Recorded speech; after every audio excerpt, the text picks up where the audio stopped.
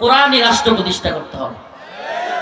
কোন রাষ্ট্র বলেন না, কোন রাষ্ট্র? এই তন্ত্রমন্ত্রের উপদেষ্টা কমিটি দিয়ে আর যেটাই দেন, শান্তি মুক্তি কামিয়াবি আসবে না। লিখে রাখেন, বলে রাখলাম, লিখে রাখেন প্রয়োজনে। এই তন্ত্রমন্ত্রের সরকারি চেঞ্জ হবে, কিন্তু আমরা শান্তি পাবো না।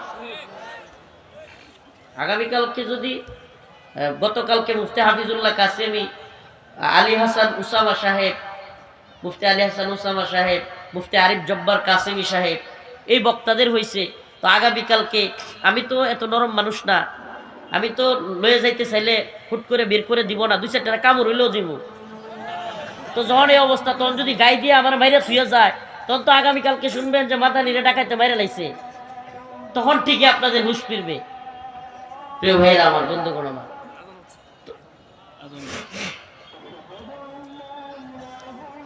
এখানেও আজান দিয়ে দেন, এটা ভালো হবে। আমি অসুস্থ, আলোচনা একটু আগে, আমি আসলে অসুস্থ। আসলে আমি সিরিয়াসলি বলি, আমি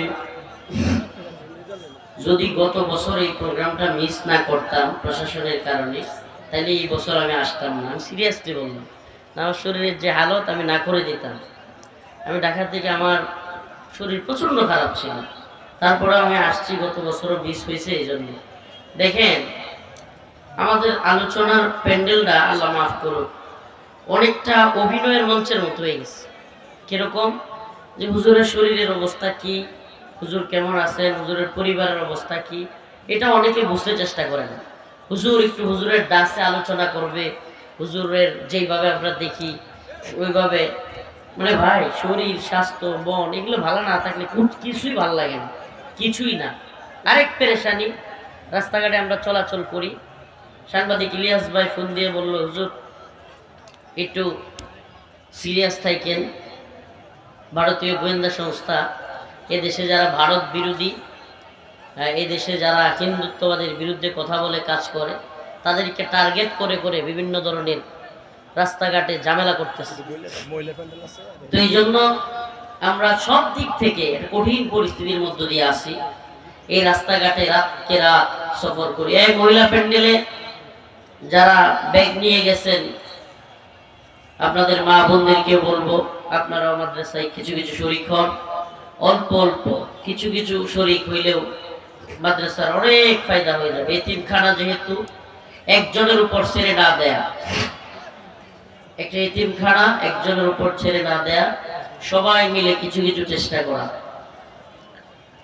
ইয়া আইয়ুহাল্লাযীনা আমানু লা তাত্তাখিযুল ইয়াহুদা ওয়া ومن يتولهم منكم فإنه منهم إن الله لا يهدي القوم الظالمين الله رب العالمين বলেন, হে ঈমানদাররা, লা তাত্তাখিযুল ইয়াহুদা ওয়ান নাসারা আউলিয়া, তোমরা ইহুদি এবং খ্রিস্টানদেরকে বন্ধু বানায়ো না। বা'দুহুম আউলিয়া বা'দ, বরং তারা নিজেরা নিজেদের বন্ধু, তারা মুমিনদের বন্ধু নয়। ওয়ালান তারদা আনকাল ইয়াহুদ ওয়ালান নাসারা হাত্তা তাত্তাবি'a মিল্লাতাহুম, ইহুদি এবং নাসারারা কখনোই তোমাদের প্রতি রাজি খুশি হবে না।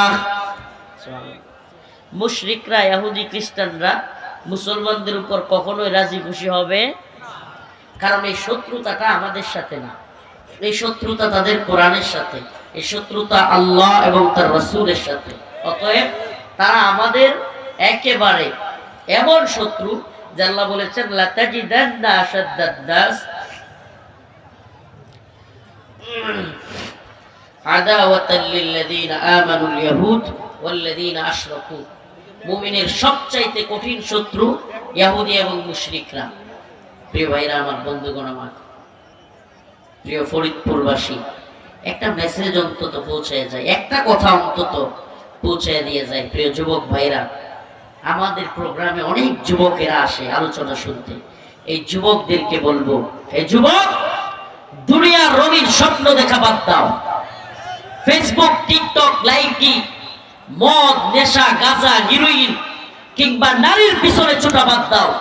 শাহাদাতের তামান্না নিয়ে তৈরি হও। হিন্দুত্ববাদীরা একটা যুদ্ধ আমাদের উপর চাপিয়ে দিচ্ছে। আমরাও বলি মুসলিম উম্মার যুবকেরা হিন্দুত্ববাদীদেরকে পরোয়া করে না। আমরা তৈরি আছি তো ইনশাআল্লাহ? হিন্দুত্ববাদীদের বিরুদ্ধে দাঁত ভাঙা জবাব দেওয়ার জন্য তৈরি আছি তো? সমস্ত ষড়যন্ত্রের বিরুদ্ধে আমরা ঐক্যবদ্ধ হয়ে হিন্দুত্ববাদী আগ্রাসনকে মোকাবেলা করব ইনশাআল্লাহ। আমরা আল্লাহ এবং তার রাসূলের পথে চলব। আমরা আমাদের বন্ধু মুসলমানদেরকে মনে করব। কাফের মুশরিকরা ইহুদিরা আমাদের বন্ধু। আমরা অখণ্ড ভারত কিংবা গ্রেট ইসরায়েল রাষ্ট্রের অধীনস্থ থাকতে আসি নাই। আমরা এই পৃথিবীতে এসেছি আল্লাহর জমিনে আল্লাহর দ্বীনকে জিন্দা করবার জন্য। আল্লাহর জমিনে আল্লাহর দ্বীন জিন্দা না হওয়া পর্যন্ত আমরা প্রয়োজনে শহীদ হয়ে যাব, কিন্তু আমরা কোনোভাবে চুপ থাকব। মুফতি হাফিজুল্লাহ কাসেমি টঙ্গীতে থাকেন, ময়মনসিংহ থেকে মাহফিল করে আসতেছেন গাজীপুরা 27 বোটবাজার ওখানে আশপাশে তার গাছ নামক জায়গা, মেইন রোডে ঢাকা ময়মনসিংহ মেইন রোডে জ্যাম লাগছে। জ্যামের মধ্যে 6-7 জন যুবক রড নিয়া, এত লম্বা লম্বা চাকু নিয়া, শাবল নিয়ে আইসা গাড়ি ভাঙছে, ভাঙ্গা তার মোবাইল টাকা পয়সা সব নিয়ে গেছে। জ্যামের মধ্যে গাড়ি ঘোড়া সব আছে। ঢাকা ময়মনসিংহ বিশ্ব রুটে গাজীপুরের মতো একটা জায়গায় রাত্রেবেলায় সব কিছু ভাঙ্গা গ্লাস টাস মানুষের টাকা পয়সা মোবাইল নিয়ে যাচ্ছে। আমি তো মনে করি এই উপদেষ্টাদের এখনই রাষ্ট্রের নিরাপত্তার ব্যর্থতার কারণে সবগুলো, বিশেষ করে স্বরাষ্ট্র উপদেষ্টা যেটা, যদি লজ্জা থাকে পদত্যাগ করা উচিত। রাষ্ট্রের নিরাপত্তা দিতে ব্যর্থ হইলে আপনি কি?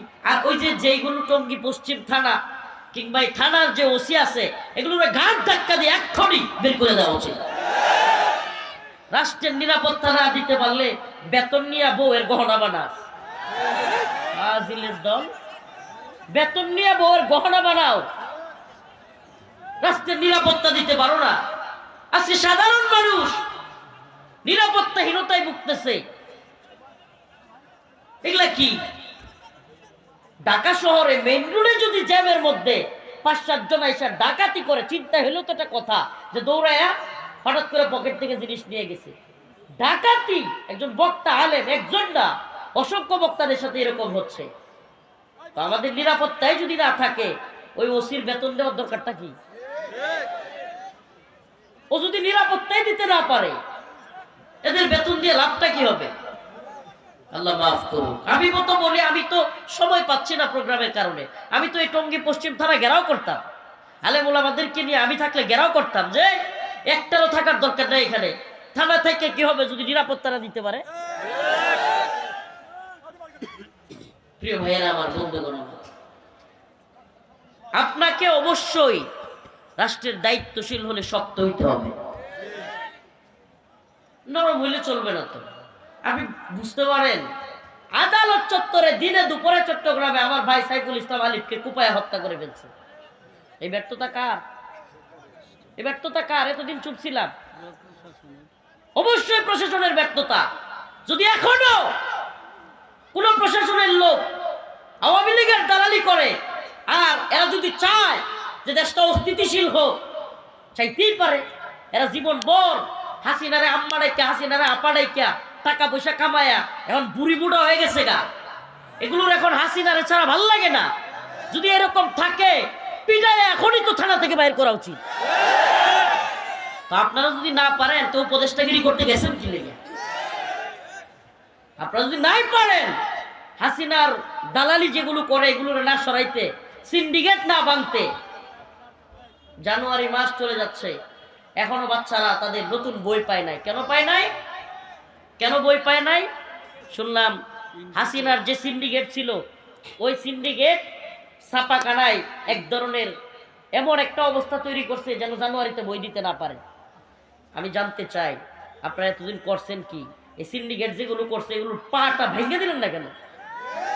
হাড্ডি উড্ডি ভেঙে দিলেন না কেন?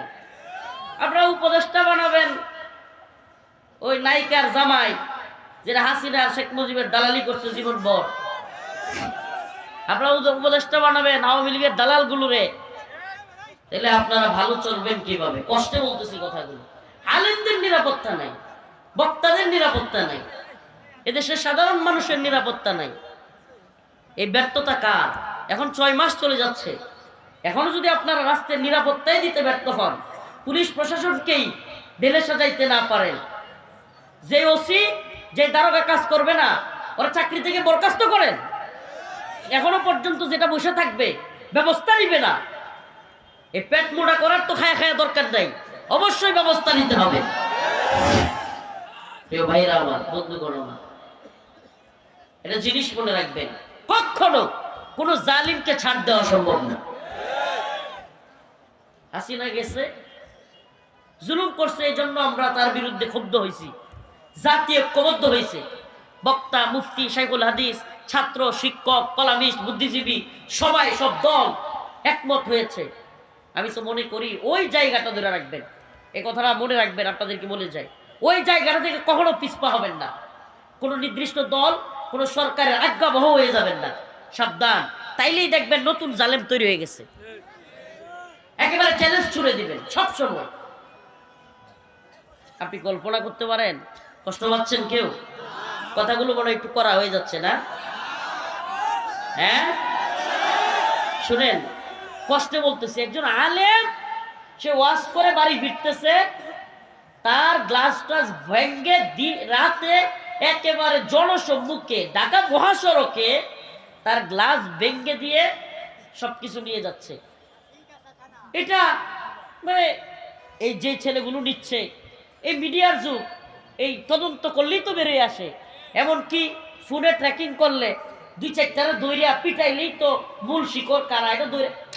এগুলা আমি কি বলবো, 1 সপ্তাহের মধ্যে এটা সম্ভব যে এই এলাকায় এখন যদি কোনো দারোগার সাথে লিঙ্ক থাকে যে তোরা ডাকাতিটা করবি, কিছু আমারও দিস, তাইলে কি এটা শেষ হবে? হ্যাঁ, এটা আরো বড় ডাকাত না ওই পুলিশ? হ্যাঁ, প্রিয় ভাইরা আমার, বন্ধুগণ আমার, এই জন্য বলি, ইনসাফের সমাজ প্রতিষ্ঠার জন্য